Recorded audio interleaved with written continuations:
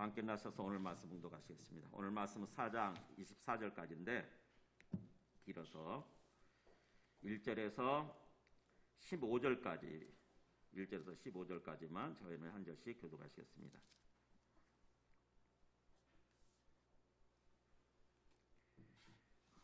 구약 페이지 4쪽입니다. 창세기 4장 1절에서 15절까지. 아담이 그의 아내 하와와 동침하매 하와가 임신하여 가인을 낳고 이르되 내가 여호와로 말미암아 둔남하였다 하니라.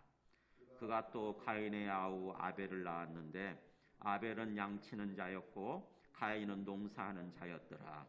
세월이 지난 후에 가인은 땅의 소산으로 제물을 삼아 여호와께 드렸고 아벨은 자기도 양의 첫 새끼와 그 기름으로 드렸더니 여호와께서 아벨과 그의 제물은 받으셨으나 가인과 그의 제물은 받지 아니하신지라. 가인이 몹시 분하여 안색이 변하니 여호와께서 가인에게 이르시되 내가 분하여 함은 어찌 됨이며 안색이 변함은 어찌 됨이냐. 내가 선을 행하면 어찌 낯을 들지 못하겠느냐. 선을 행하지 아니하면 죄가 문에 엎드려 있느니라. 죄가 너를 원하나 너는 죄를 다스릴지니라. 가인이 그의 아우 아벨에게 말하고 그들이 들에 있을 때에 가인이 그의 아우 아벨을 쳐 죽이니라. 여호와께서 가인에게 이르시되 내 아우 아벨이 어디 있느냐. 그가 이르되 내가 알지 못하나이다. 내가 내 아우를 지키는 자니이까. 이르시되 내가 무엇을 하였느냐. 내 아우의 핏소리가 땅에서부터 내게 호소하느니라. 땅이 그 입을 벌려 내 손에서부터 내 아우의 피를 받았은즉 내가 땅에서 저주를 받으리니 내가 밭을 갈아도 땅이 다시는 그 효력을 내게 주지 아니할 것이요 너는 땅에서 피하며 유리하는 자가 되리라. 가인이 여호와께 아뢰되 내 재벌이 지기가 너무 무거우니이다. 주께서 오늘 이 지면에서 나를 쫓아내시온즉 내가 주의 낯을 배웁지 못하리니 내가 땅에서 피하며 유리하는 자가 될지라. 무릇 나를 만나는 자마다 나를 죽이겠나이다. 같이 있습니다. 여호와께서 그에게 이르시되 그렇지 아니하다.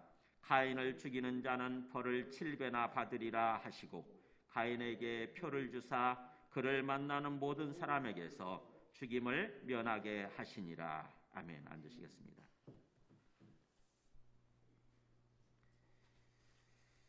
네, 우리 창세기 3장까지는 이렇게 끝났죠. 그죠? 창세기 3장까지, 3장까지 끝내면 성경에 얼마를 끝낸 거라고요? 절반을 끝낸 거라고 그랬죠. 성경의 절반. 그만큼 창세기 3장까지가 중요하다는 거고 모든 내용이 거기에 압축되어서 들어있는 거죠.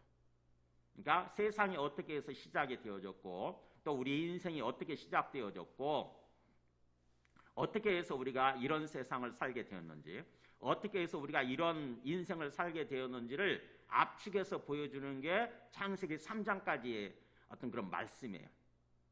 그래서 창세기 3장까지의 말씀을 알게 되면은 세상의 이치를 알게 됩니다. 세상의 이치, 인생의 이치를 알게 돼요. 이렇게 돌아가는 거구나. 이렇게 해서 이런 세상이 됐고 이렇게 해서 우리가 이런 인생을 살게 된 거구나라고 영적인 눈이 열려요. 세상에 대해서 인생에 대해서 우리 영적인 눈이 열리게 됩니다.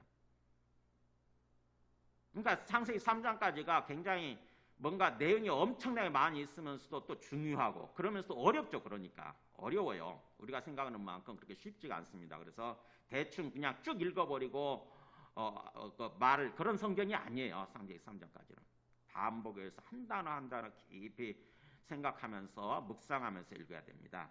그래서 창세기 3장까지가 그렇게 끝났어요. 세상이 이런 식으로 해서 시작이 됐는데 이런 식으로 해서 이렇게 해서 세상이 이런 세상이 됐구나 이렇게 깨닫게 됩니다. 그래서 이제 4장부터는 뭐냐면은 그렇게 하나님 앞에 죄를 짓고 에덴 동산에서 쫓겨난 인간들이 어떤 삶을 살아가는지 다시요. 하나님 앞에서 죄를 짓고 그래서 에덴 동산에서 쫓겨나죠. 에덴 동산은 기쁨의 동산이에요.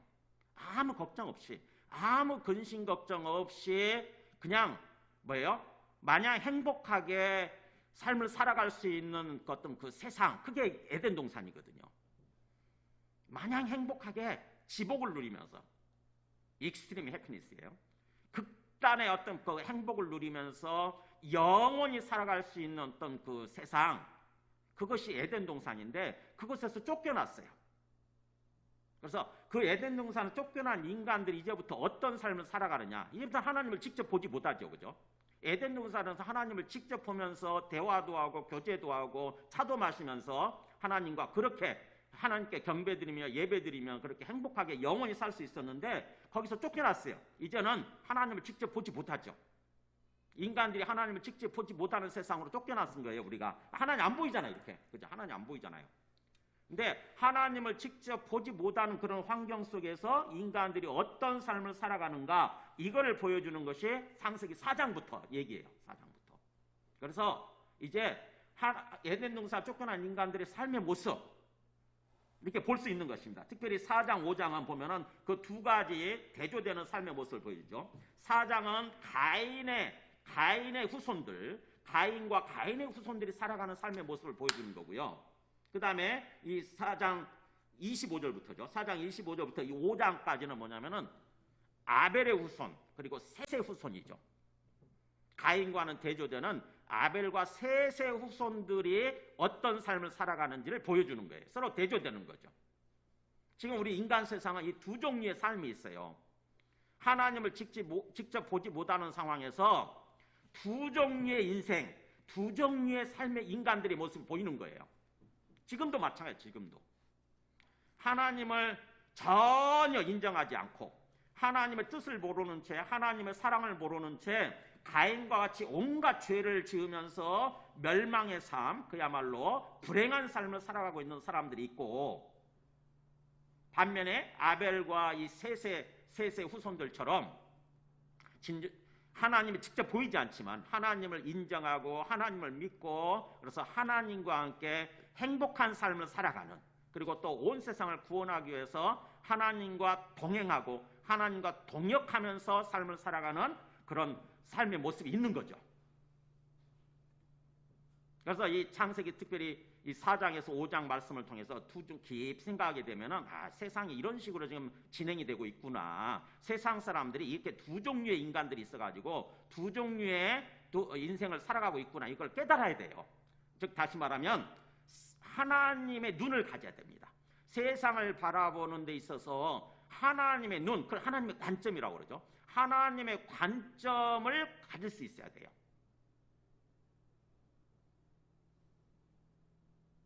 그 하나님의 관점, 하나님의 눈을 갖지 못한 사람들은요, 그냥 먹고 사는 것이 전부인 것 마냥 그렇게 살죠. 마치 개나 돼지처럼, 짐승처럼 삶을 살아가게 돼요.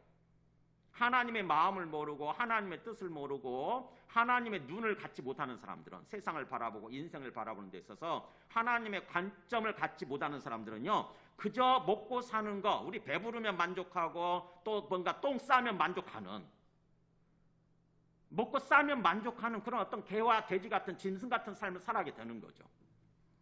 그래서 그런 삶을 살지 않도록 진정으로 주님께서 우리에게 원하시는 것은 진정으로 뭐예요? 건강하고 또 뭐예요? 은혜 충만하고 진정으로 또 행복한 그런 삶을 살아가기를 원하시거든요. 우리 영혼이 기쁘고 행복한 그런 삶을 살아가기를 원하시니까 우리가 주님의 뜻을 알고 그 주님의 뜻대로 삶을 살아가야 되는 거죠. 그래서 이 4장에 특별히 이 가인과 아벨을 이렇게 대조시키면서 보여주는 그 주님의 뜻을 깨달으시기 바랍니다.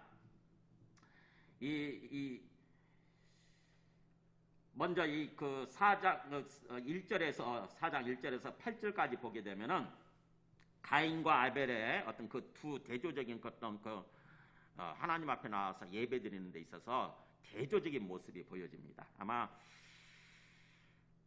아벨도 하나님 앞에 예배를 드리고 가인도 예배를 드리는 것을 보면서 기본적으로 에덴 동산에서 쫓겨난 그 아담과 하와가 가정교육을 시킨 것 같아요. 자녀교육을 시킨 것 같아요.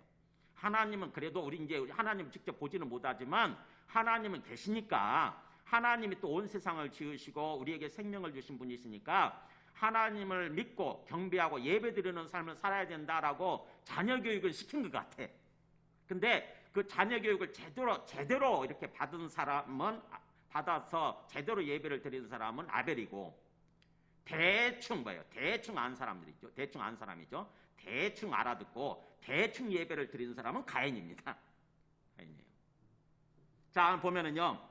1절에서 2절 보세요. 아담이 이제 쫓겨났죠. 에덴 동산 쫓겨난 상태에서 아담이 그의 아내 하와와 동침함에 하와가 임신하여 가인을 낳고 이르되 내가 여호와로 말미암아 등남하였다 하니라. 왜요? 에덴 동산에서 쫓겨났지만 하나님의 인간을 지으시고 나서 하나님이 창조 명령이 주어졌잖아요. 그죠? 어디 나오냐면 1장 26절에서 28절까지 해가지고 뭐라고 그랬어요? 하나님이 인간을 지으시고 나서 인간한테 28절에서 그랬죠. 생육하고 번성하여 땅에 충만하라. 땅을 정복하라. 그 다음에 바다의 물고기와 하늘의 새와 땅에 움직이는 모든 생물을 다스리라. 이렇게 명령하셨죠. 1장 26절 보고 계시죠. 2장 28절. 그죠? 하나님이 그렇게 모든 인간에게 명령하셨어요. 그래서 하나님은 그렇게 명령하셨다고 하는 얘기는 하나님께서 자기의 역할을 하시는 거예요. 모든 인간이 생육하고 번성하고 땅에 충만해서 그야말로 하나님의 대리자로서 하나님 지으신 피조물들을 잘 돌보며 그것들을 다스리며 살아갈 수 있도록 하나님이 하나님으로서 역할을 하시는 것입니다. 그러니까 에덴 동산을 쫓겨남으로써 참으로 어떤 그 영생, 기쁨을 누리면서 지복을 누리면서 영생의 삶을 살아갈 수는 없게 됐지만 그러나 뭐예요? 기본적인 어떤 생육하고 번성하는 거, 땅에 충만하게 되는 이거는 뭐예요? 할 수 있도록 주님께서 은혜를 베풀어 주시는 거예요. 그래서 아담이 하와 동침했을 때 생명체가 생겨나는 거예요. 자식이 태어나는 거예요. 하나님께서 자기 역할을 하심으로써 그런 일이 일어나는 거예요. 우리들도 자식들 낳지 않습니까? 그러니까 하나님께서 은혜를 베풀어 그렇게 되는 거예요. 그래서 하와가 동침하면서 아하가 가인을 낳고 뭐라고 그러냐면은 하나님으로 말미암아 여호와죠. 언약관계에 있는 하나님의 이름이죠. 언약관계에 있는 하나님께서 우리에게 은혜를 베풀어 주셔서 내가 등남하였다 이렇게 표현하는 거죠. 그래서 가인이라는 이름이 어둠이란 뜻이에요. 어둠 가인이 득자가 얻을 득자잖아요. 그러니까 남자애를 사내아이를 얻었다. 그렇게 등남했다 이렇게 표현했는데 가인이라는 이름이 그 뜻인 거죠. 가인이 얻었다. 하나님의 은혜로 하나님께서 주셨다. 그래서 하나님의 은혜로 내가 얻었다라고 이렇게 가인의 이름을 지은 것입니다. 그리고 또 두 번째 아들을 낳죠. 2절에 그녀가겠죠. 당연히 그녀가 하와가 또 가인의 아우 아벨을 낳았다고 그러잖아요. 그러니까 계속해서 뭔가 자식을 낳아가는 모습을 계속 보여주는 거죠. 그 후로도 쭉 낳겠죠. 몇 살까지 나와요? 아담과 하와가? 몇 년 살았죠? 몇 살 살았죠? 우리 그 윤성문 집사님, 아담이 몇 살까지 살았어요? 이거 주일학교, 좋은 주일학교 나오면, 근데 우리 윤성문 집사님 주일학교 안 나오셨잖아요? 주일학교 때 배워요. 어디에 답이 있냐면, 5장 5절에 있잖아요. 5장 5절에. 930살 살았어요. 930살, 아담이. 와, 상상을 초월하죠. 그죠? 930살을 살면서 자식을 낳았으면 몇 명 낳았을까요? 좀 2년 간격으로 한 명씩만 낳았다 할지라도 엄청나게 낳았겠죠. 그죠? 엄청나게 낳았잖아요. 몇백 명 낳은 거 아닙니까? 그리고 또 그 아담과 하와가 낳은 애가 좀 크면은 우리 나이 성년 나이가 되면은 또 자식을 낳기 시작했죠. 그러니까 서로 겹치면서 계속 낳겠죠, 그죠? 아담과 하와도 낳고 아담과 하와의 자식들도 또 자식을 낳고 또 그 손자들도 또 자식을 낳고 계속 서로 겹치면서 자식을 낳는 거예요. 그러니까는 짧은 기간 동안에 사실 엄청나게 불어나는 거죠. 엄청난 속도로. 왜 이게 아는 게 중요하냐면 나중에 이걸 알아야 나중에 그 14절 이야기 무릇 나를 만나는 자마다 나를 죽이겠나이다 이런 이야기나 그 다음에 17절에 가인이 또 아내와 동침했다는 말 이게 이해가 돼요. 이 말씀이 이걸 알아야. 그러니까 뭐예요? 아담과 하와가 가인과 아벨만 낳고 딱 끄는 것이 아니라 뭐예요? 계속 낳은 거예요. 계속. 근데 지금 계속 낳은 아들은 얘기를 안 해주고 지금 가인과 아벨 이야기에 집중적으로 이렇게 얘기를 하는 거죠. 자, 그래서 그렇게 가인과 아벨을 낳았는데 그들의 뭐예요? 그들의 직업이 아벨은 양치는 자, 목축업자였네요. 양을 몰고 다니면서 양치는 자였고 가인은 농사는 농부였더라 이거예요. 직업이. 직업이 다를 수 있잖아요. 하나님이 주신 은사와 달란트가 달라가지고 또 환경이 달라가지고 직업은 다 다를 수 있죠. 중요한 것은 뭐냐면은 3절에서 5절 보세요. 세월이 지난 후에, 그러니까 충분한 시간이 지난 후에, 우리식으로 하면은 이제 1년 동안 이렇게 농사를 열심히 짓지 않습니까? 그리고 나서 이제 1년 농사 수확철이 되면은, 그렇잖아요. 수확철이 됐어요. 다음 주가 우리 추수감사절이에요. 수확철이 되면은 그것을 가지고 와서 하나님이 나한테 이렇게 소산물을 주셨구나, 하나님이 나에게 이렇게 풍성한 수확을 거두게 해주셨구나라고 생각해서 감사해서 하나님께 그 소산물을 드리면서 예배를 드리죠. 그게 추수감사 예배예요. 그게 추수감사 예배, 수확감사 예배죠. 일종의 우리 추석이 그런 거예요. 추석이 거기서부터 비롯된 것입니다. 추석이라고 하는 게 우리 추수감사 예배로부터 시작된 거예요. 사실은요. 세상 모든 사람들이 그 어떤 수확기가 되면 다 뭔가 누구한테를 향해서 제사를 지내요. 다 그렇게. 사실은 추수감사회부터 시작이 된 거죠. 그래서 이렇게 세월이 지난 후에, 사실은 시간의 끝에, 이렇게 이제 원래 원문 그런 뜻인데, 세월이 지난 후에 이제 예배를 드리는데, 자기가 어떤 그 뭐죠, 열심히 농사지은 거, 열심히 생활했던 거, 그 소산물을 가지고 오겠죠. 그래서 가인은 땅의 소산물로 재물을 삼아, 농부니까 그러니까 땅의 소산물로, 뭐 곡식이나 아마 그랬겠죠. 땅의 소산으로 재물을 삼아 여호와께 드렸고, 또 아벨은 목축업자였으니까 아벨은 자기도 양의 첫 새끼와 그 기름으로 드렸더니 그러잖아요. 그러니까는 기본적으로 이 아담과 하가 자녀 교육은 시킨 거예요. 우리가 하나님으로 말미암아 하나님은 살아계시고 하나님으로 말미암아 우리가 살아간다. 그렇기 때문에 하나님께 항상 경배하고 예배를 드려야 된다. 이렇게 교육은 시켰던 것 같아요. 그래서 가인도 제물을 갖고 와서 예배를 드리고, 그 다음에 또 아벨도 예물을 드렸다고 하는 거죠. 근데 문제는 그 다음이에요. 보세요. 그렇게 드렸더니 여호와께서 아벨과 그의 제물은 받으셨으나 가인과 그의 제물은 받지 아니하신지라. 와, 무슨 일이 일어났죠? 우리가 똑같이 와서 내가 열심히 1년 동안 열심히 산 거, 열심히 농사 지은 걸 가지고 내 분야에서 수확한 거죠. 수입을 가지고 와서 주님 앞에 감사합니다 그러면서 그거를 주님 앞에 올려드리면서 예배를 드리는데, 하나님이 어떤 건 받으시는데 어떤 건 받지 않으신 거예요. 그러니까 뭐예요? 아벨과 그의 제물은 받으셨는데 가인과 그의 제물은 받지 아니하셨다. 왜 그러셨을까요? 또 중요한 것은 뭐냐면요, 제물을 드릴 때, 우리가 제물을 드리면서 하나님 앞에 예배를 드릴 때 하나님이 양아치처럼 제물만 딱 받는 것이 아니라, 놀랍게도 뭐라고 돼 있어요? 아벨과 그의 제물, 이렇게 표현되어 있고 가인과 그의 제물이라고 돼 있죠. 그러니까 우리가 하나님 앞에 이렇게 헌금도 하고 뭔가 이렇게 봉사도 하면서 예배를 드리잖아요. 그럴 때 하나님은 그 제물만 받으시고 그런 게 아니에요. 하나님은 사실은 그 제물을 통해서 뭘 받으시냐면 그 사람을 받으시는 거죠. 그 사람을 받으세요. 그 사람 자체의 삶을 받으시는 거예요.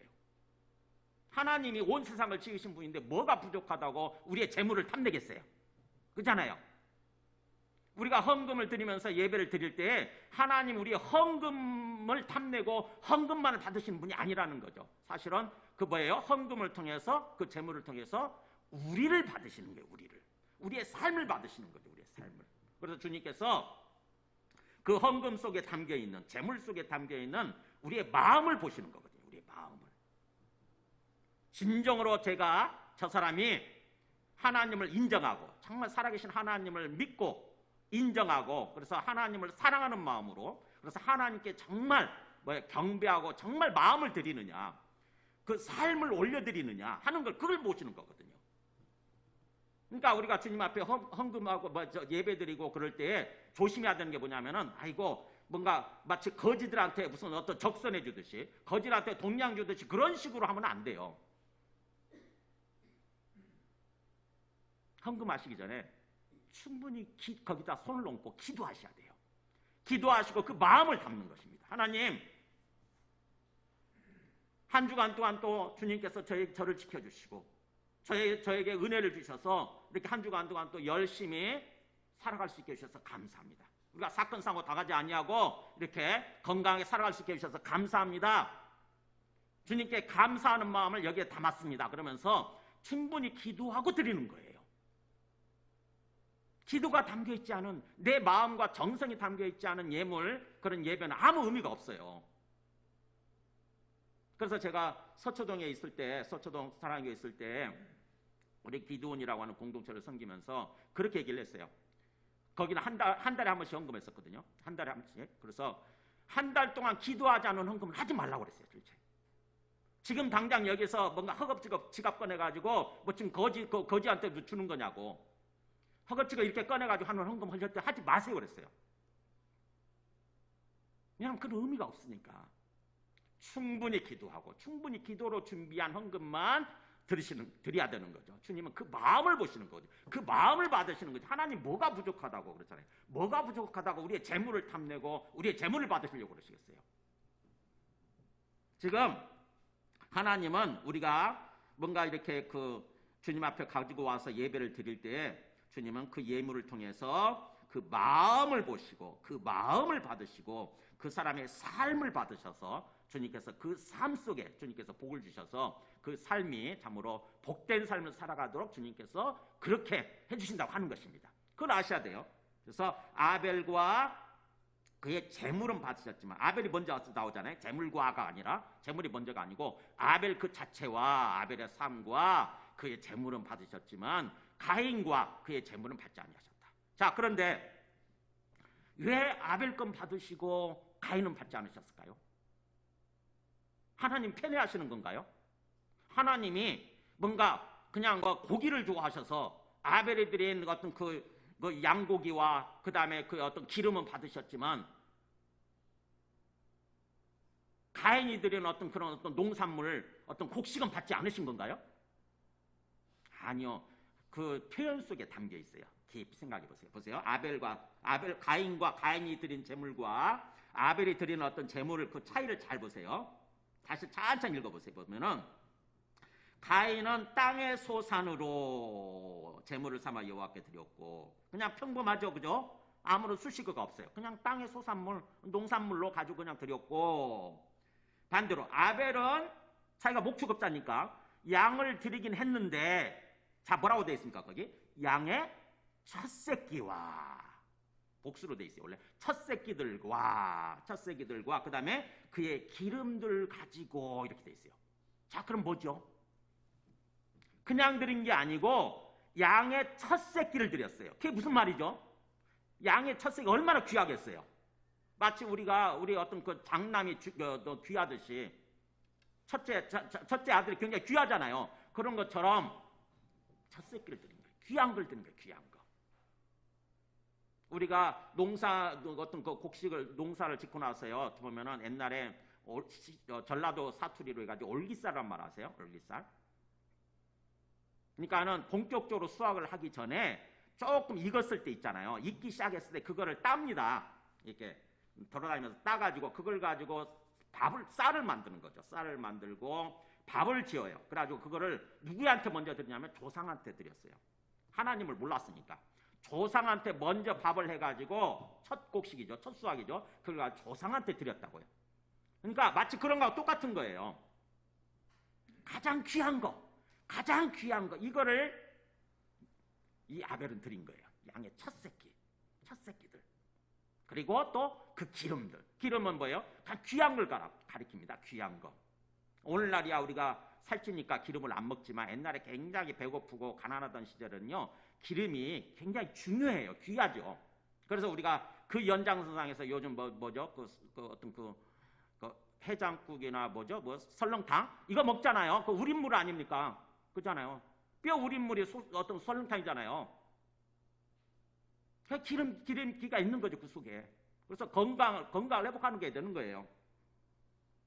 지금 그 야벨이 가인과는 다르게 양의 첫 새끼 그 기름으로 가장 거기에 마음과 정성이 담겨 있는 거죠. 마음과 정성을 담아서 하나님께 예물을 드리고 예배를 드린 거예요. 가인은 그냥 그렇지 않았어요. 가인은 뭐예요? 그냥 뭔가 하나님께 예배를 드려야 된다, 제사를 드려야 된다, 이거는 알았으니까 드리긴 드리는데 뭐예요? 그냥 자기 마음대로 드린 거예요. 자기 마음대로. 애따 이런 받으세요 그러면서 그냥 곡식 지은 것 중에서 아무거나 푹 떠가지고 뭐예요? 그냥 받으시겠지 그러면서 탁 던지다시피 이렇게 하나님 앞에 드린 것입니다.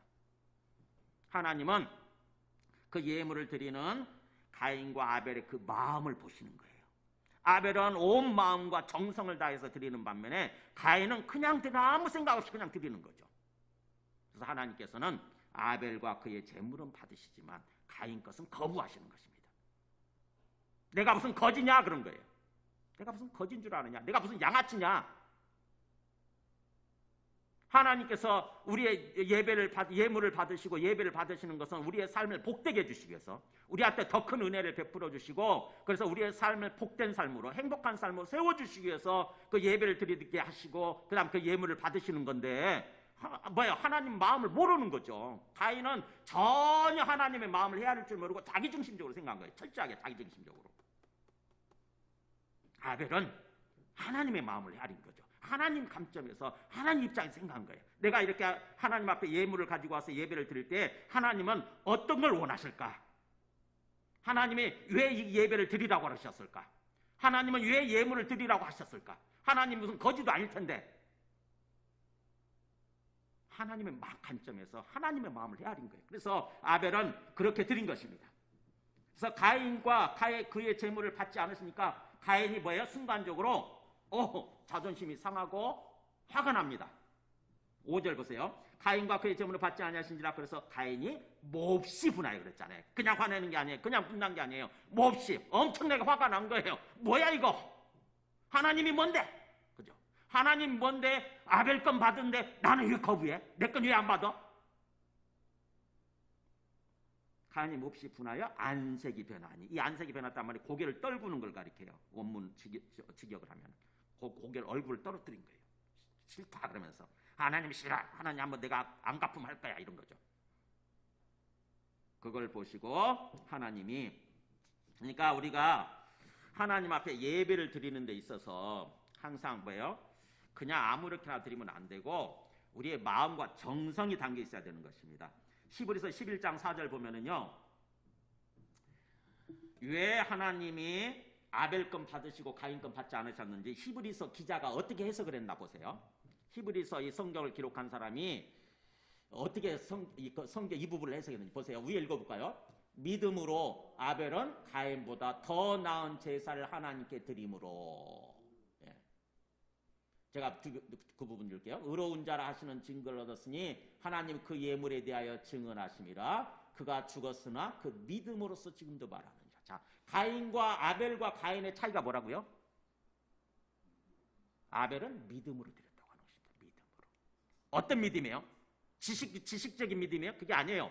하나님이 분명히 살아계시고, 하나님이 지금 내 앞에 안 보이지만 하나님이 지금 내 앞에 살아계시고, 그 하나님이 나에게 생명을 주셔서 내 인생의 주인이시다. 그래서 나는 진정으로 하나님을 믿고 하나님과 동행하는 삶을 살아야 된다. 하나님께 경배하고 하나님과 함께하는 삶을 살아야 된다라고 하는 진정한 믿음이 있었어요. 그래서 하나님 앞에 예배를 드리는 데 있어서 뭐예요? 온 마음을 다해서, 온 정성을 다해서 예물을 준비하고 하나님께 드린 거예요. 예배를 드린 거예요. 그랬더니 하나님 그걸 받으신 것입니다. 그래서 하나님이 보실 때 아벨의 그 모습은 의로운 자예요. 이게 의로운 사람, 의로운 사람. 하나님의 뜻에 합당한 사람, 의로운 사람이에요. 반대로 가인은 믿음이 없이 드린 거죠. 아무 생각 없이 드린 거예요. 아무 생각 없이 와서 예배 드린 거예요. 그냥 시간이 됐으니까 가서 예배장소에 앉아있자. 하나님이 그걸 받지 않으신 것입니다. 그래서 요한복음 4장 23절 보면은 주님께서 오셔서, 그리스도이신 예수 그리스도께서 예배에 대해서 이렇게 말씀하세요. 위에 읽어볼까요? 시작. 아버지께 참되게 예배하는 자들은 영과 진리로 예배할 때가 오나니 곧 이때라. 그 다음 제가 할게요. 아버지께서는 자기에게 이렇게 예배하는 자들 찾으시느니라. 같이 있습니다. 하나님은 영이시니 예배하는 자가 영과 진리로 예배할지니라. 제가 항상 예배 드릴 때마다 시작할 때 있는 말씀이죠. 이거 하나님은 영이시니 예배하는 자가 어떻게 예배 드리라고요? 영과 진리로. 영과 진리로 예배 드린단 말이 무슨 뜻이에요? 영은 뭐죠? 우리 속에 있는 영을 가리켜요. 영의 반대는 우리의 육체예요. 육체. 그러니까 아무 생각 없이 우리 몸뚱아리만 앉아있으면 되는 게 아닌 거죠. 우리 몸뚱아리로 예배 드리는 게 아니에요. 하나님은 영으로 계시기 때문에 우리가 영적인 만남이 이루어져야 돼요. 영적인 만남. 그래서 영으로 나아가라는 거죠. 그것을 위해서 하나님께서 우리 영을 살려주시잖아요. 예수 그리스도를 믿었더니 우리 속에 영적 생명을 살려주시는 거죠. 영적 생명을 살려주세요. 그래서 그 영으로 나아가는 것입니다. 좀 쉽게 얘기하면 영혼으로 나아가는 거예요. 영혼으로.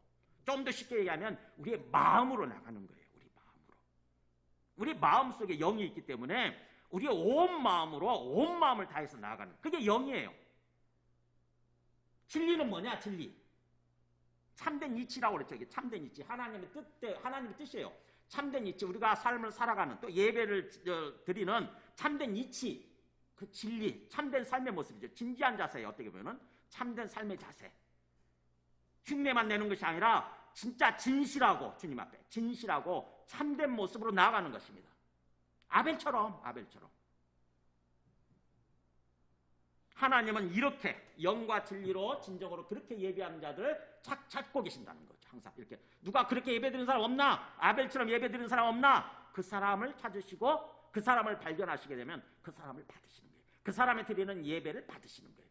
예배를 받으시면 어떻게 해요? 주님께서 큰 은혜를 주시는 거죠. 그 사람의 심령 속에 그 사람의 심령을 살려주셔서 소생시켜 주셔서 그 사람의 심령 속에 은혜로 충만하게 되고 기쁨으로 충만하게 되고 소망으로 충만하게 된, 그래서 참으로 행복한 복된 삶을 살아가도록 만들어 주시는 거예요. 이상하게 잘 돼, 이상하게 일이 술술 풀려, 주님께서 은혜 베풀어 주신다 그래요. 그 반대는 뭐예요? 아무리 발부둥 쳐도, 아무리 아둥바둥 발부둥 쳐도 안 돼. 아무것도 안 돼. 그래서 불행하고 행복하지 못하고 그렇게 하는 거죠, 우리 인생이. 주님께서 우리 예배를 원하시고 우리 예배를 받으신다고 하는 것은 우리 삶이 복된 삶으로 세워지는 거예요. 그렇기 때문에 예배가 너무너무 중요하죠. 예배에서 실패하게 되면 이제 다른 삶이 실패하는 거예요. 오늘 지금 가인의 모습이 그거예요. 이렇게 예배 드리려고 하는 거. 영과 진리로. 하나님은 영과 진리로 예배하는 자들 찾고 계신다고 하는 거죠. 자, 그렇게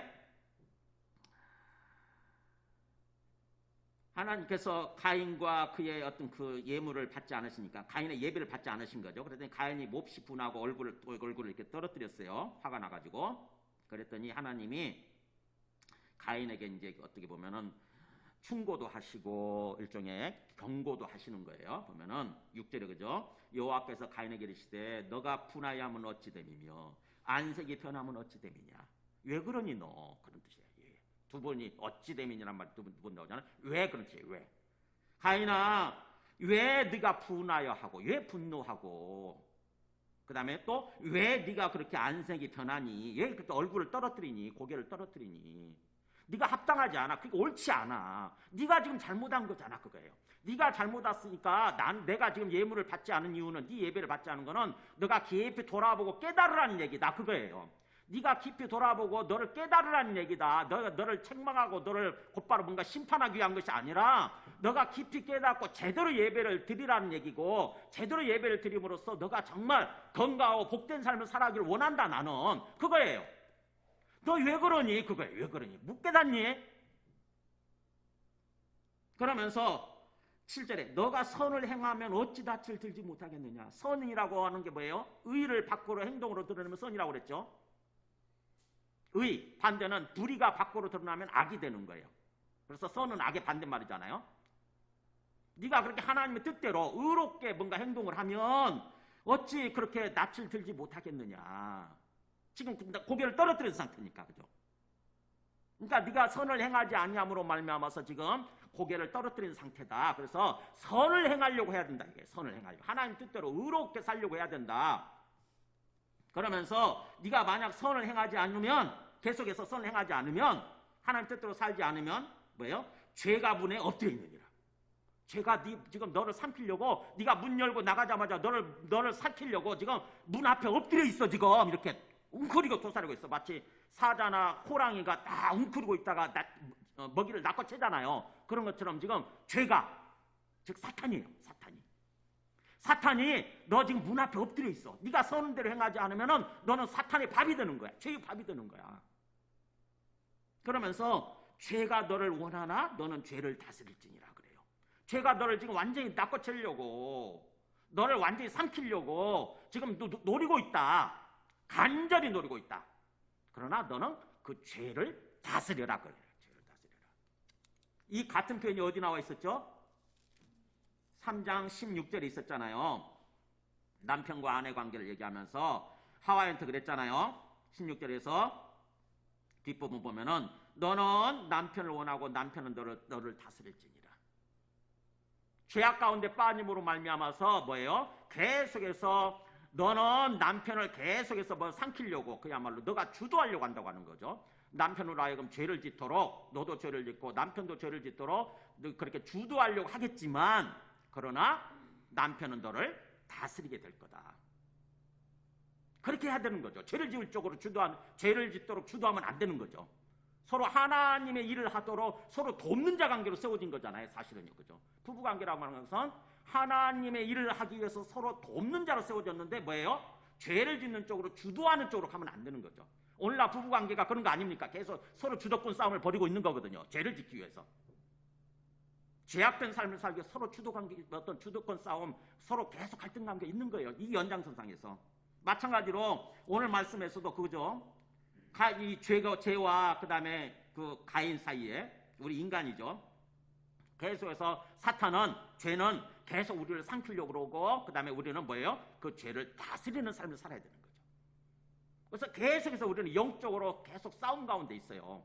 사탄과 계속 싸움 가운데 있습니다. 그때마다 우리는 뭐예요? 그 죄에게 치면 안 되고 사탄에게 치면 안 되고 다스리려고 해야 돼요. 그래서 여기서 원한다는 말은 죄가 늘 원한다는 말은 죄를 짓도록 뭐예요? 주도하려고 한다는 말이에요. 주도하려고 한다. 이때 필요한 것은 하나님께서 잖아요. 너는 그 죄에 넘어가면 안 돼. 절대로. 죄에게 방치해 두면 안 돼. 수동적으로 피동적으로 대처하면 안 된다. 뭐예요? 너가 이겨내야 돼. 너가 죄를 다스려야 돼. 그렇게 말씀하시잖아요. 우리가 하나님이 주인이시라고 그럴 때 하나님이 우리 인생의 주인으로 믿고 살아간다고 그럴 때 자칫하게 되면요. 우리가 우리 인생을 내가 아무것도 안 해도 되는 거구나. 하나님이 주인이시면 뭐 하나님이 이끌어 가시면 난 아무것도 안 해도 되네 라고 생각하기 쉬운데 그렇지 않습니다.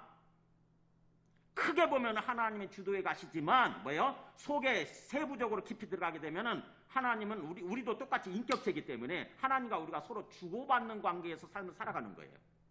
하나님은 우리가 능동적이고 뭐예요? 자주적으로 살아가기를 원하세요. 하나님을 알고 하나님 뜻대로 행동하기를 원하신다고.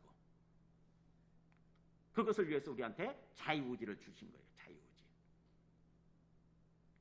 그래서 우리는 하나님을 닮은 자유의지를 가진 존재라서 자유의지를 가지고 죄를 다스리며 하나님 뜻대로 삶을 살아가려고 해야 되는 거죠.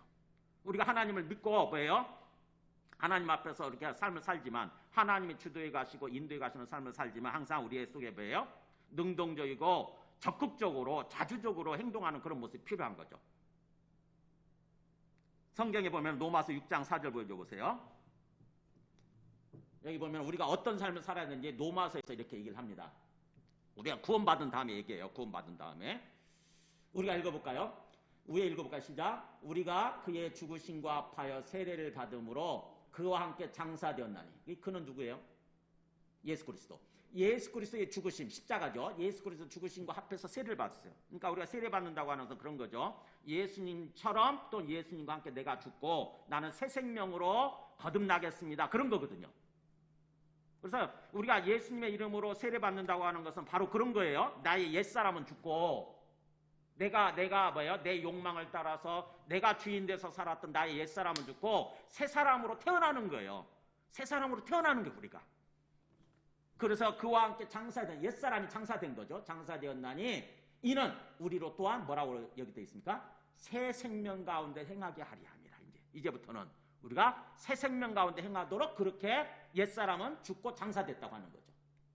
그래서 우리가 알거니와 이제 우리는 안다고 하죠. 사도 바울은 우리가 잘 아나? 사도 바울은 모든 사람이 다 잘 알고 있다고 하는 걸 전제로 얘기하는 거예요. 우리가 알거니와 우리 옛사람 얘기 나오잖아요. 옛사람이 예수와 함께 십자가에 못 박힌 것은 그래서 옛사람이 죽고 그렇게 뭐요? 장사 지낸 것은 같이 읽어볼까요? 시작. 죄의 몸이 죽어 다시는 우리가 죄에게 종노릇하지 아니하리 함이니 나오잖아요. 우리 죄의 몸, 자꾸 죄를 따라서 죄를 지으면서 살아가려고 하는 우리 옛사람이죠. 우리 옛사람이 완전히 죽어서 이제부터는 뭐예요? 우리 삶이 죄에게 종노릇하는 삶으로. 그러니까 죄가 시키는 대로, 사탄이 시키는 대로 계속 죄를 지으면서 멸망의 삶, 사망의 삶, 죽음의 삶을 살아가는 그런 삶을 살아가지 않도록 하기 위해서 우리는 뭐예요? 죽었다고 하는 거죠. 옛사람을 완전히 죽어서 장사 치는 거예요. 그 다음에 로마서 6장 11절 그 다음 말씀 보여줘보세요. 로마서 계속 로마서 6장은 그 얘기예요. 로마서 6장 우리가 새 생명으로 거듭났다고 한다면은 이제부터는 어떤 삶을 살아야 되느냐 이거예요. 여기 보면은 11절 같이 있습니다. 시작. 이와 같이 너희도 너희 자신을 죄에 대해서는 죽은 자요 그리스도 예수 안에서 하나님께 대하여는 살아있는 자로 여길지어다. 여길지어다. 생각할지어다. 그 말이에요. 생각할지어다. 우리가 이제 더 이상 죄에게 종노릇하지 않는 종노릇하는 삶을 살지 않기 위해서는 어떻게 해야 되느냐? 우리 생각을 바꾸라는 거예요. 우리 생각을 바꾸라. 어떤 생각을 가져야 되냐면 죄에 대해서는 난 죽었다 이거예요. 더 이상 이제 내 마음대로 막 내가 하고 싶은 대로 죄를 짓는 존재가 아니라 죄에 대해서는 뭐예요? 내 옛사람이 완전히 죽었다라고 생각을 하고 반대로 하나님께 대해서는 뭐예요? 하나님 앞에서 하나님께 대해서는 살아있다. 내가 새 생명으로 거듭나서 이제부터는 살아있는 존재다. 하나님께 대해서는 살아있고 뭐예요? 죄, 사탄에 대해서는 죽은 자다라고 생각하라고 하는 것입니다. 여길지어다. 생각을 바꾸라는 얘기예요. 생각을 바꾸라. 자꾸 우리가 생각을 정확하게 해야 되는 거죠. 우리 정체성에 대해서 분명히 해야 돼요. 나는 죄에 대해서는 죽었어. 난 옛사람이 아니야. 얼굴 모양 똑같고 이름도 똑같지만 거울 앞에서 보니까 똑같아. 하지만 속에서 뭐예요? 내 옛사람은 죽은 거예요. 나는 새로 거듭난 존재입니다. 새로 거듭난 존재. 이걸 생각하라고 하는 거죠. 자기 정체성을 분명히 하라고 하는 거예요. 그러면서 또 나오죠. 어떻게 하면 죄악된 삶을 살아가지 않느냐. 또한 너의 지체를 불의의 무기로 죄에게 내주지 말고 같이 있습니다. 오직 너희 자신을 하나님께 드리며 너희 지체를 의의 무기로 하나님께 드리라. 자, 앞에서는 생각을 바꾸라고 그랬는데 여기서는 어떻게 합니까?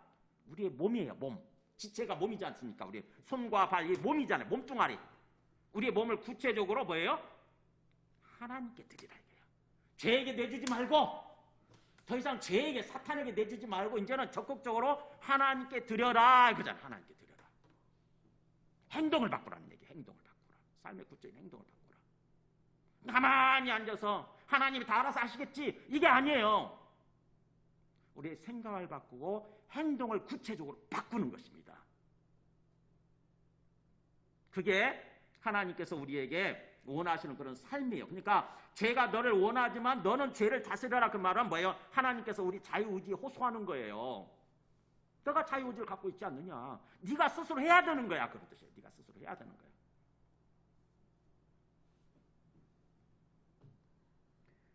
자, 그렇게 주님께서 미리 얘기를 하셨는데 그 가인이 잘 귀담아 들었어야 되는데 보세요. 8절 보면은 주님이 분명히 경고하다시피 얘기를 하죠. 너는 지금 죄가 문 앞에 좀 도사리고 있고 웅크리고 있고 죄가 너를 지금 갈망하고 있는데 너를 삼키려고 갈망하고 있는데 너 죄를 다스려라. 그렇지 않으면 너 큰일 난다 그랬는데 8절에 바로 보세요. 가인이 그의 아우 아벨에게 말하고 뭐라고 말합니까?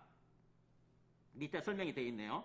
사본에 따라서 더 보충 말씀이 있다고 하는 거죠. 우리가 들로 나가자라는 말이 이때잖아요. 이게 70인역 성경이나 벌게이트 성경, 나티너 성경이죠. 나티너 성경에 이런 것에는 그 표현이 있는 거죠. 그러니까 가인이 아벨한테 그런 거예요. 야, 우리 들로 나갈까? 그런 거예요. 우리 들로 나갈까? 그래가지고는 그들의 들에 있을 때에 가인이 그의 아우 아벨을 쳐 죽이니라. 그 앞에 가인이 그 다음에 일어나서라는 말이 있어요. 원래 히브리어에는 가인이 일어나서 그의 아우 아벨을 쳐 죽이니라. 그럼 일어났다는 말은 무슨 말이에요? 가인이 숨어 있었던 거예요. 가인이 숨어서 웅크리고 있었던 거예요. 들로 나간 다음에 호시탐탐 기회를 엿보고 있었던 거예요. 그랬다가 아벨이 한눈 파는 사이에 뒤에서 일어나가지고 돌을 가지고 찍어버린 것입니다. 그래서 동생 아우를 돌로 쳐 죽인 거예요.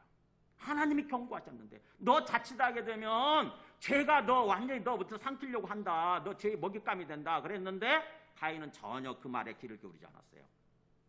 결국 죄의 먹이가 되어버린 거예요. 완전히. 최초의 살인사건이에요. 최초의 살인사건.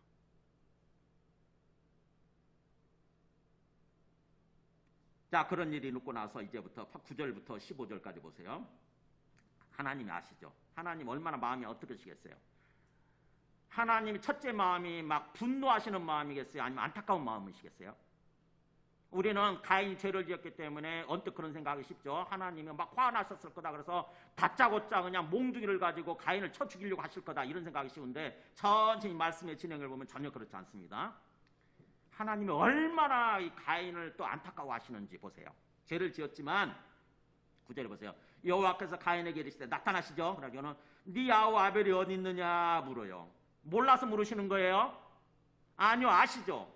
아벨이 지금 죽었다고 하는 걸 아세요. 그리고 가인 쳐 죽였다고 하는 걸 아시는 거죠. 그래서 묻는 거예요. 가인한테 네 아우 아벨 어딨니? 그 말은 무슨 말이에요? 가인한테 서로 영적으로 돌아보고 깨닫기를 원하시는 거예요. 회개하고 반성하고 회개하기를 원하시는 것입니다. 네 아우 아벨 어딨니? 그러면은 이거 하나님 아셨네. 하나님 보고 계셨네. 생각을 하게 되고 앞에 와서 진실로 뭐예요? 회개하고 막 그랬으면 될 판인데, 솔직하게 고백하고 회개했으면 될 판인데, 가인의 태도를 보세요. 그가 이르되 내가 알지 못하나이다. 모르겠는데요. 그러면서 내가 내 아우를 지키는 자입니까? 이렇게 물어요. 내가 내 아우를 지키는 자입니까? 그러니까 얼마나 가인이 하나님을 전혀 모르고 얼마나 교만하며 얼마나 뻔뻔스러운 자인가. 얼마나 어떻게 보면 이제 거짓된 자가 돼버린 거죠. 그냥 인간적인 관점에서 생각했던 것 같아요. 하나님에 대해서. 그럴 때 하나님이 또 묻죠. 10절에 너가 뭘 했느냐? 네 아우의 핏소리가 땅에서부터 내게 호소하네. 내게 부르짖느니라. 호소가 부르짖는 거예요 지금. 너 어떻게 했니? 네 아우 어떻게 했니? 너 무슨 짓을 한 거냐? 네 아우의 핏소리가 땅에서 지금 죽어갖고 이제 핏소리가 내한테 호소하고 있다, 부르짖고 있다. 회개했어야 돼. 이때만 해도 가인이 정말 아이고 주님 제가 잘못했습니다. 진심으로 고백하고 회개했으면 주님이 죄를 용서해 주실 수 있거든요. 거기 우리가 요한일서 1장 8절에 보면은 우리가 죄를 지을 수 있어요. 가인처럼 굉장히 무지하고 또 연약해가지고 어느 순간에 실수하고 넘어질 수 있잖아요. 근데 하나님 그거 아세요. 하나님은 그거 아시고 우리를 굉장히 긍휼히 여기시고 불쌍히 여기시는 것입니다. 그래서 어떻게 보면은 회개할 기회를 주시고 뭔가 우리를 회복시켜줄 그런 기회를 주시거든요. 그러면 그걸 깨닫고 회개하면 되는데, 보세요. 요한일서 1장 9절에 여기 보세요. 만일 우리가 죄가 없다고 말하면 스스로 속이고 또 진리가 우리 속에 있지 아니할 것이요. 내가 죄를 지었는데 하나님 앞에서 저 죄 없는데요? 이렇게 가인처럼 얘기해버리면 스스로 속는 거예요. 자기한테 속는 거고, 그러면 하나님의 진리가, 하나님의 참된 삶이 이제 우리 속에 있지 않을 거고, 그 다음에 9절 읽어볼까요? 만일 우리가 우리 죄를 자백하면 그는 미쁘시고 의로우사 우리 죄를 사하시며 우리를 모든 불의에서 깨끗하게 하실 것이요. 이게 하나님 마음이에요.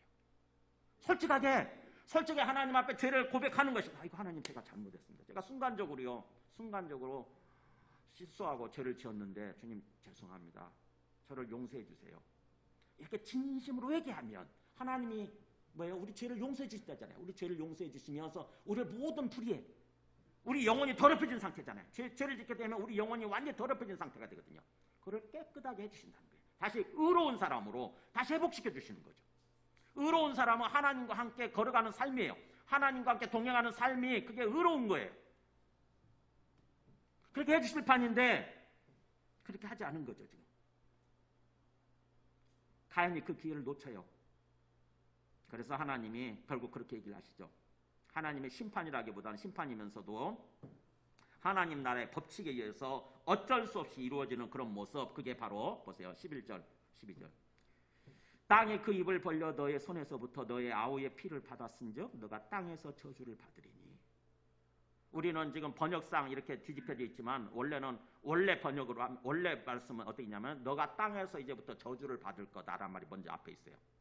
너가 땅에서 이제 저주를 받을 거야. 왜냐하면 땅이 그 입을 벌려서 네 손에서부터 너의 아우의 피를 받았으니까. 즉 뭐예요?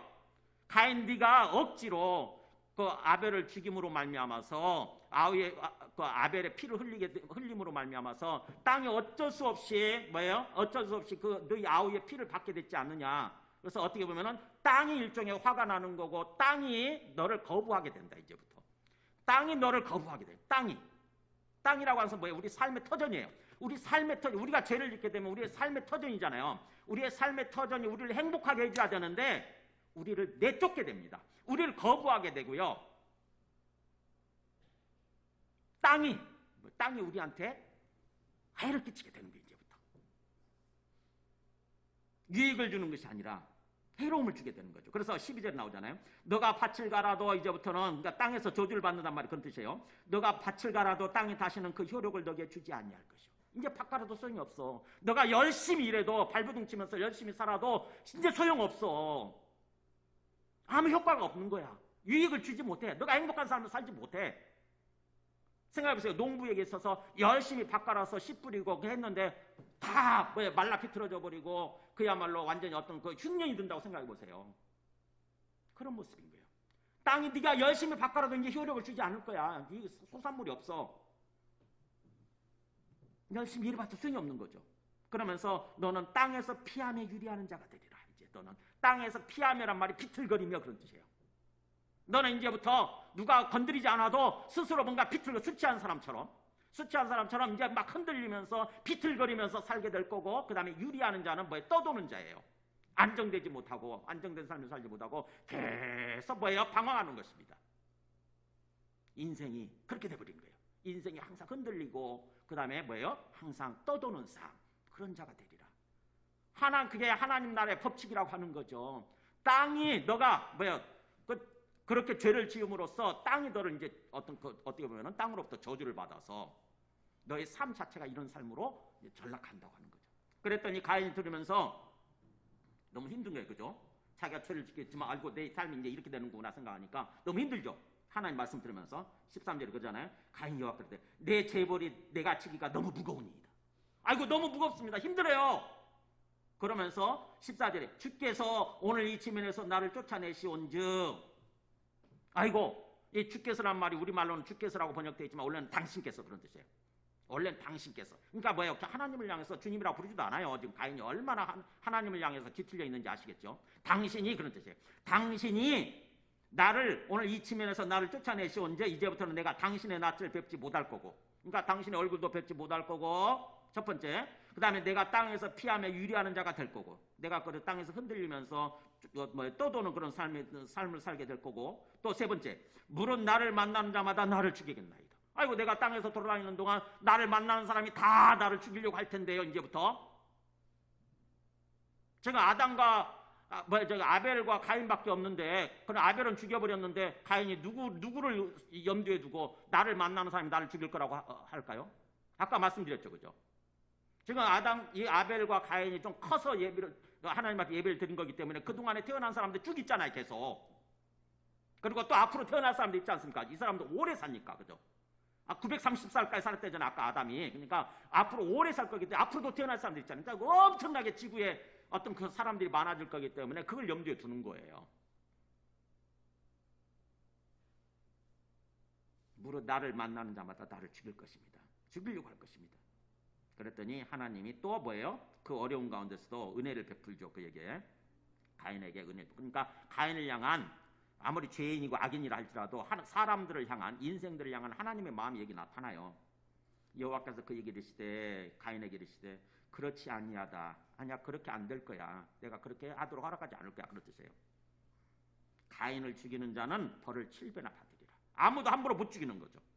가인이 아무리 죄를 지은 죄인이라 할지라도 아무도 함부로 가인 못 죽여. 만약 가인을 죽이게 되면 내가 그 사람한테 벌을 7배로 줄 거야. 7배로. 그러면서 또 가인에게 표를 주사 그를 만나는 모든 사람에게서 죽임을 면하게 하십니다. 함부로 못 죽이도록 뭔가 가인한테 표를 주었다고 하는 것입니다.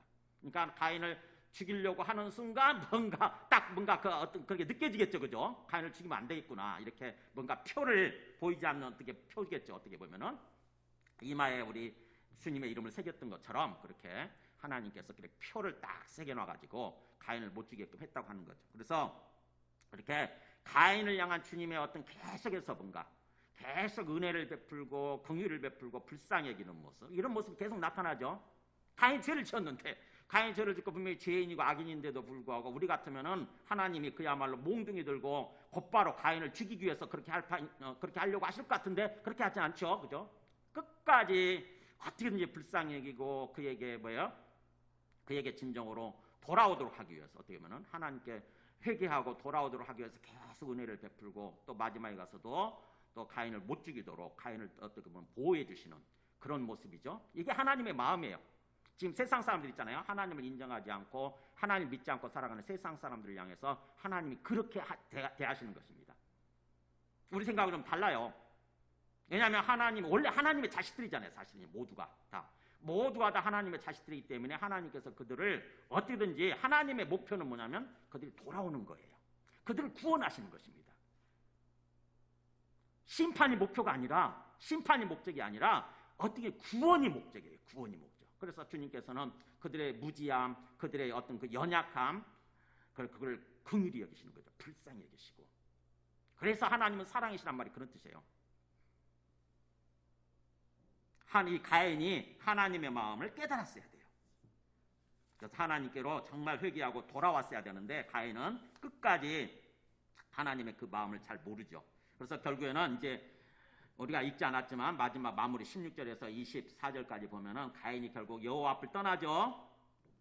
하나님 앞을 떠나, 이제 하나님 더 이상 하나님과 교통하는 삶이 안 되는 거죠. 하나님 앞을 떠나고, 그래서 이제 쭉 에덴 동산 노땅이란 말이 아까 유리하는 땅, 이게 피함에 유리한다는 말이 노시예요, 이게. 그래서 흔들리면서 떠도는 그런 땅으로 거주하더니, 거기서 살더니 아내와 동침함에 그가 임신하여 에녹을 낳은지라.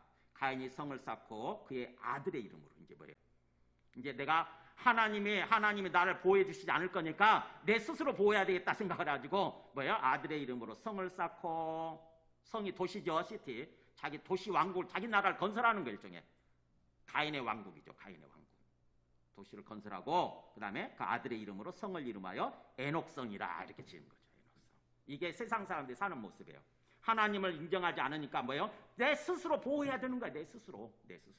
그래서 내가 돈을 벌고 내 스스로 뭔가를 해야 내가 행복하게 잘 먹고 잘 살 거라고 생각을 하는 거죠. 에녹, 그 가인의 자손들도 번성을 하죠. 18절에 보면 에녹이 이라스를 낳고, 이라스는 무야를 낳고, 무야는 무드사를 낳고, 무드사일은 라멕을 낳았더라. 근데 그 라멕이 또 가서 보면은 19절 보세요. 라멕이 두 아내를 맞이했습니다. 하나님을 모르는 사람들이다 보니까 이제 하나님은 일부일처제, 한 남자가 한 여자를 취해서 이렇게 뭔가 행복한 삶을 살아가기를 원하시는데, 벌써 여기서 자기 욕망과 욕심을 따라서 두 여자를 아내로 맞이하는 거죠. 일부열취자가 여기서 무너져요. 죄인들의 길이에요, 그게. 라멕이 두 아내를 맞이해서 하나 이름은 아다, 하나 이름은 실라더라. 그래서 아다가 아벨을 낳았으니 그는 장막에 거주하며 가축을 치는 자의 조상. 장막에 거주하면서, 텐트죠. 장막에 거주하면서 가축을 치냐, 목축업자 조상이에요. 사실은 이게 가축이란 말이 재산, 소유란 뜻이 있기 때문에 그때 당시 세속적인 부자를 가리킵니다. 자기를 위해서 열심히 돈을 벌고 오직 자기를 위해서 살아가는 그런 세속적인 부자의 조상이 된 거고, 반대로 또 하나, 그 아우 이름은 유발인데, 유발은 수금과 퉁소를 잡는 모든 자의 조상이 되었다. 수금, 현악기죠. 퉁소, 관악기예요. 현악기, 관악기를 자유자재로 잘 잡는, 그러니까 잘 부는 사람이죠. 근데 악기를 잘 다루는 사람이, 그래서 그런 사람이 모든 자의 조상이 되었다. 좋게 얘기하면 음악인들인 거고, 어떻게 보면 자기를 위해서 사실은 그냥 세상적인 어떤 향락, 세상적인 향락을 위해서 살아가는 사람들의 조상이 되는 거예요. 하나님을 위해서 연주하고 그러는 것이 아니라 자기를 위해서, 그냥 즐겁게 잘 먹고 잘 살기 위해서, 놀기 위해서 향락을 위해서 살아가는 그런 사람들의 조상. 그러니까 어떻게 보면 세상 사람들에 의해서 문명은 발전해요. 세속의 어떤 세속적인 문명이 발전하는데 철저하게 하나님을 위해서 살아가는 삶이 아니라 자기를 위해서, 자기의 기쁨을 위해서, 자기의 즐거움을 위해서 살아가는 그런 사람들이 되는 거죠. 22절에 신라는 두발가인을 낳았는데 그는 구리와 쇠로 여러 가지 기구를 만드는 자요. 구리와 쇠로 무기를 만드는 사람이에요. 이 사람 무기. 그래서 이런 사람들에 의해서 전쟁이 이제 자꾸 벌어지는 거죠. 전쟁, 이 땅에서 폭력과 전쟁이 벌어지는 거죠. 무기를 잘 만드는 사람. 그 다음에 그 또 두발가인의 누이는 나아마였더라. 보통 여자 이름은 기록하지 않는데 일부러 기록한 이유는 뭐냐면 이 나아마라는 말이 뭐예요? 아름다움이라는 뜻이거든요. 미를 추구하는 자예요. 미를 추구하는 자. 맨날 뭐 거울 앞에서 화장하고 맨날 자기 아름다움을 뭔가 자랑스럽게 여기면서 거기에 집착하는 사람. 세상적인 아름다움을 집착하는 사람. 그런 사람의 조상이 된 거예요. 자, 그 다음에 남에게 그래서 또 아내들에게 이르되 그 다음에 이제 카레 노래가 나옵니다. 그 23절 24절은 이걸 카레 노래라고 그래요. 카레 노래라고 그래요. 카레 노래. 아다와 신라의 내 몫을 들으라. 남에게 아내들의 내 말을 들으라. 나의 상처로 말미암아 내가 사람을 죽였는데 내가 조금 다친 거죠. 나의 상함으로 말미암아 내가 청년을 죽였도다. 그러니까 뭐야 이 사람은 남에게 자기가 조금 다친 것으로 말미암아서 뭐예요? 그냥 어떤 전도양양한 젊은이 그냥 청소년 죽여버린 게 그냥 자기가 조금 다쳤다고 자기를 뭔가 좀 해롭게 했다고 곧바로 그냥 죽여버린 거죠. 그러면서 자기 아내들을 향해서 봐라 이렇게 자랑하는 거죠. 이게 칼의 노래예요. 조금이라도 나 건드리면 이거 안 봐줄 거야. 앞으로도 이렇게 무조건 죽는다. 내 손에 다 죽어. 이런 거죠. 그러면서 가인을 위해서는 벌이 7배라고 그러면은 이제 남에게 위해서는 벌이 77배이라. 그거예요. 가인을 건드리면 하나님이 7배 벌을 준다고 그랬는데 내가 나를 건드리면 앞으로 77배로 갚아줄 거야. 이런 뜻이에요. 77배로. 이게 가인의 후손들의 삶의 모습이에요. 가인의 후손들. 그러니까 하나님을 떠난 사람들, 하나님을 인정하지 않고 믿지 않는 사람들의 삶의 모습 정말 얼마나 비참하고 얼마나 폭력적이고 얼마나 불행한 삶입니까? 이게 세상 사람들의 모습이에요. 자, 말씀을 정리하게 되면 이 창세기 4장을 통해서 사실은 가인이 정말 하나님의 마음을 모르고 진정으로 하나님을 제대로 믿지 않음으로 말미암아서 하나님 원하시지 않는 그런 예배를 드리고 그래서 예배에서 실패하는 거죠. 예배에서 실패함으로 말미암아서 그의 삶이 실패하는 삶으로 세워지는 모습, 그의 자손들이 실패하는 삶을 살아가는 모습, 불행한 삶을 살아가는 모습을 그걸 보여주는 거죠. 반대로 아벨은 가인에 의해서 죽지만 나중에 또 아벨 대신에 이제 셋을 주시지 않습니까? 그 25절에서 아벨의 후손, 셋의 후손들은 진정으로 하나님을 알고 하나님을 경배하면서 하나님과 동행하는 삶, 온 땅의 구원을 위해서 하나님과 동역하는 그런 삶으로 세워지는 그런 삶의 모습을 보여주는 것이 5장이에요. 5장. 4장 25절부터. 그래서 우리가 하나님의 관점에서 세상을 볼 줄 알아야 돼요. 가인의 길을 걸어가는 사람들이 있고 소위 가인의 후예라고 그러죠. 가인의 후예, 가인의 후손들. 영화 제목이잖아요. 가인의 길을 걸어가는 사람들이 있고 아벨의 길을 걸어가는 사람, 셋의 길을 걸어가는 사람들이 있는 거죠. 세상 사람. 두 종류의 인생이 있어요. 그래서 하나님의 관점에서 세상을 볼 줄 알아야 되고 우리는 결정을 해야 되는 거죠. 나는 어떤 삶을 살아갈 것인가? 내가 가인의 길을 걸어갈 것인가? 아니면 아벨과 셋의 길을 걸어갈 것인가? 하나님의 관점에서 하나님의 마음을 헤아릴 줄 알아야 되고요. 하나님은 우리에게 정말 우리를 지으셨기 때문에 우리의 부모로서 우리를 사랑하시고 그래서 우리를 그야말로 원래대로 회복시키셔서 에덴 동산의 그 삶을 회복시키셔서 우리가 행복한 삶을 살아기를 원하시거든요. 정말 주님과 함께 주님을 진정으로 경배하고 주님과 함께 영생의 삶을 살아기를 원하시는 것입니다. 그래서 주님께서는 이렇게 뭔가 어그러진 길을 가는 가인과 가인의 후손들에도 불구하고 하나님은 그 구원의 역사를 시작하시는 거예요. 항상 일방적으로 시작하십니다. 그래서 결국 아벨을 죽여버리니까 아벨이 죽게 되니까 셋을 또 낳게 하시고 셋을 주셔서 이제 셋의 후손들을 세워가시는 거죠. 그 셋의 후손들을 통해서 나중에 그리스도가 나오지 않습니까? 세상의 구원자가 나오는 거예요. 세상은 이제 그렇게 진행이 되는 거예요. 흘러가는 거예요. 오늘날 우리가 지금 이 세상 지금도 이 세상은 그야말로 가인을 속인 또 가인으로 하여금 죄를 짓게 만들었던 마귀는 계속 활동하고 있다는 걸 하는 것입니다. 그래서 항상 우리는 깨 있어야 돼. 영적으로 지금 영적 싸움이 진행 중인 거예요. 심각한 영적 싸움, 영적 주도권 싸움이 심각하게 진행 중입니다. 이걸 꼭 깨달아야 돼요. 베드로전서 5장 8절 나오지 않습니까? 자, 읽어볼까요? 근신하라 깨어라 너희 대적마귀가 우는 사자같이 두루다니며 삼킬 자를 찾나니 너희는 믿음을 굳건하게 하여 그를 대적하라. 거기까지요. 네. 보세요. 여기 마귀가 마치 울부짖는 사자처럼 어슬렁어슬렁 다니면서 삼킬 자 어디 먹잇감 없나라고 지금 찾고 있대잖아요. 멍하니 아무 생각 없이 살아가게 되면 진정으로 하나님을 인격적으로 만나고 동행하는 삶을 살지 않으면요 가인처럼 죄의 밥이 되어버리는 거예요. 마귀의 밥이 되어버리는 거예요. 그래서 우리가 죄를 더욱더 지켜야 되고 더욱더 멸망의 구렁텅이로 떨어지게 되는 거죠. 우리 삶이 불행한 삶으로 떨어지는 거예요. 그렇기 때문에 믿음을 굳건하게 하여 아까 아벨처럼 믿음, 살아계신 하나님을 진정으로 믿는 거죠. 그 믿음을 굳건하게 하여 마귀를 대적하는 삶을 살아가는 거. 우리 스스로 우리 자유의지로.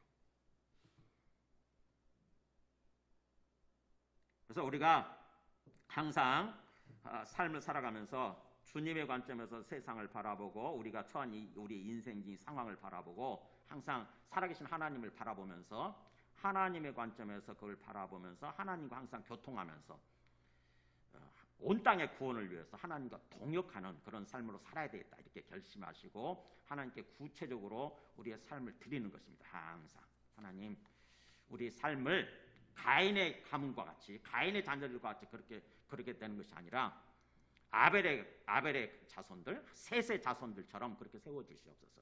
우리 자식들을 그렇게 세워주시옵소서라고 주님께 기도하는 거예요. 이 땅에서 조금 잘 먹고 잘 살아도 가인의 길을 걸어간다고 생각해보세요. 가인의 후손으로 세워진다고 생각해보세요. 아무 의미가 없는 거거든요. 정말 불행하게 되는 거죠. 자, 함께 찬송하고 기도하겠습니다. 찬송가 279장